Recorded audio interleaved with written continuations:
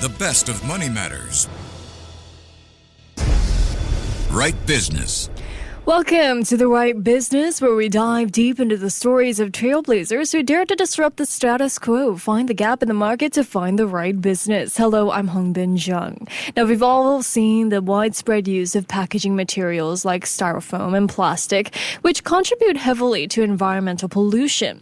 With growing awareness and stricter regulations, the need for sustainable alternatives has never been more urgent. And one company tackling this challenge head-on is Mushroom Material. By harnessing the power of mycelium, they've developed a revolutionary packaging solution that's not only biodegradable, but also stronger, more insulating, and fully home compostable.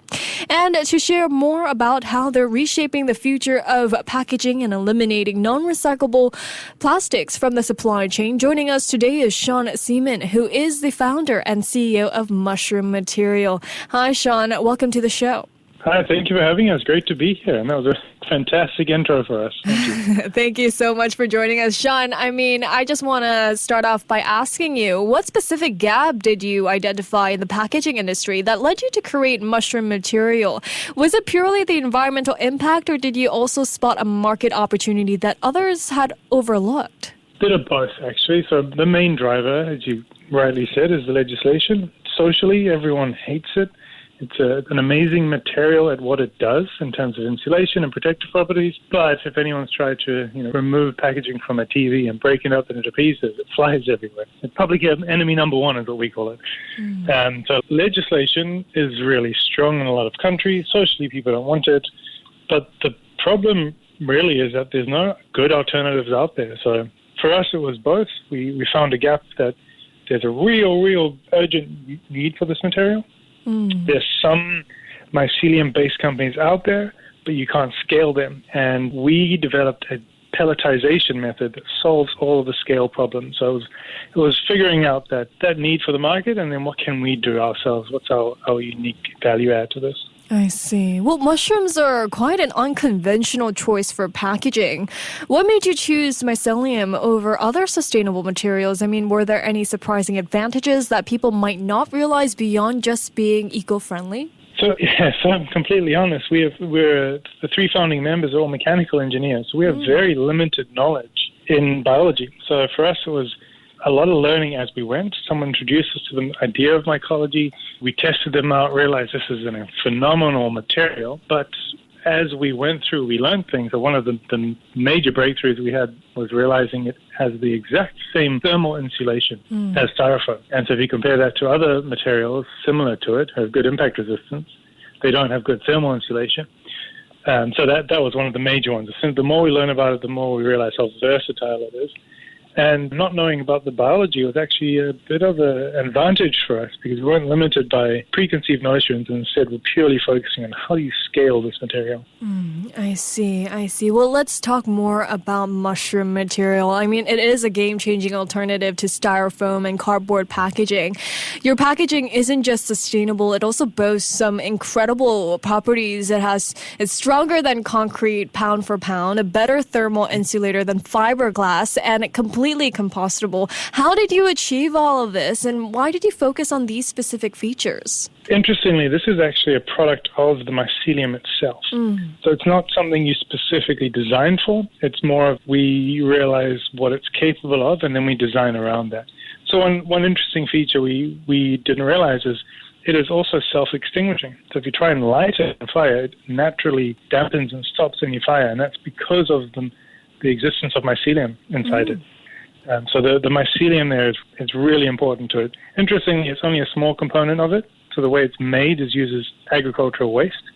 The bulk input of the material can be any natural organic material, but the key of it is the fact that mycelium grows, binds it together, and that's what gives it self-extinguishing abilities, the strength, the ability to withstand repeated impact resistance, ability to float. So the more we're learning, the more we fall in love with the material. I see. That's amazing. Truly is a game changer there. Now, let's talk about customization. Your packaging can be molded into, any shape, size, and surface finish. How does this process work, and how flexible is the design for different industries? Good question. So that is the real key to what we're doing. It's the ability to fit into existing compression molding equipment. So our plan, our game, and our goal as a company is we want to completely replace expanded polystyrene or styrofoam, but we don't want to replace the industry that already exists. To work with the supply chain that's already there. I think that's really important for us.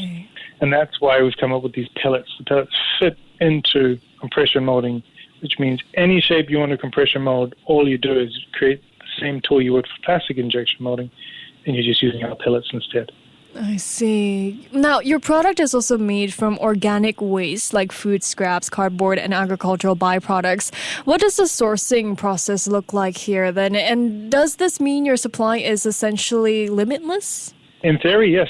Anything organic we can use. So in theory, yeah, we can absolutely swap from straw to hemp to wood chips. Lately, we use food waste from a hawker center in Singapore, and it works phenomenally. So for us, it doesn't really matter what we're using, but it does change the properties. So that's the only thing we need to bear in mind is if you change from wood chips to hemp to straw, for example, you'll have a slightly softer or slightly harder or slightly more rigid material. But it means we can use anything anywhere in the world, and we're not limited to geography. I see. And one of the standout features is that your material is fully home compostable. So how long does it take to break down? What happens at the end of its life cycle? So a few months to completely naturally degrade. So if you're sitting in a normal office environment, it'll maintain its shape indefinitely. Okay. But as soon as it's in the presence of microbes, that's when it all starts to degrade. And because the mycelium has grown around the agricultural waste, it's actually started the decomposition in that process. And that's why in the presence of microbes, the degradation is so fast, and because it's already halfway there. Right. So which industries have benefited the most from using your package? Have there, been any unexpected or unconventional ways that businesses are utilizing your material? So we're pre-revenue. We're not fully in market yet. We're still building our pilot line as we go right now. But in terms of inbound interest, it is really interesting. It will go from fish boxes in terms of insulation to inside of sports equipment, to inside of furniture. So we envisioned it as packaging for TVs. But the more we've shown the market what it can do, the more they've come up with really interesting ideas. Interesting. Now you're also seeing what other gaps it's filling in the market. Well, Shaun, you secured over $5 million in seed funding last year to scale production. Congratulations are in order. But since then, what key expansion efforts have you undertaken to grow the business? It's been a wild ride since then. We've actually tripled our team, so that's been a big one for us. We started at 3, so we're now at 10, so it's not a huge jump, but significant improvement in resources. And last year, it's all about research. This year, it's all about actually fulfilling orders. Amazing. So we're finally going to be in market, and it's going to be an incredible opportunity for us. That's great. Well, with the 2025 bans on non-recyclable packaging approaching in various regions, how is mushroom material then positioning itself to meet this rising demand? That's the big question. How do you fit the entire demand of an 80-year-old industry? For us, it's we build a good product. We see how we can scale that, and then we move as fast as we can in the geographies that are most impacted. Eventually, we end up licensing out and allowing other people to join us through the same journey. But for now, it's purely on how quickly can we expand across the world. I see. Well, looking ahead then, what's next for mushroom material? And what do you see as the future of mushroom material when it is in market and everyone is using it? To be the new home brand name of styrofoam, that is what we're trying to do. So styrofoam is an incredible material, synonymous with such a good impact resistance and thermal insulation. Unfortunately, it's being banned. We're here to essentially offer a direct replacement. And globally, there is nowhere in the world that doesn't use it, that we've developed this for scale. So that anywhere in the world, for any application, we should be the new name of packaging material. Amazing. Well, thank you so much, Shaun, for joining me today. Thank you. I really appreciate it. Thank you. Thank you. That was Shaun Seaman, who is the founder and CEO of Mushroom Material. This has been The Right Business with me, Hongbin Jeong. To listen to more great interviews, download our podcasts at audio.sg or download the audio app. That's AWEDIO, audio at the App Store and Google Play.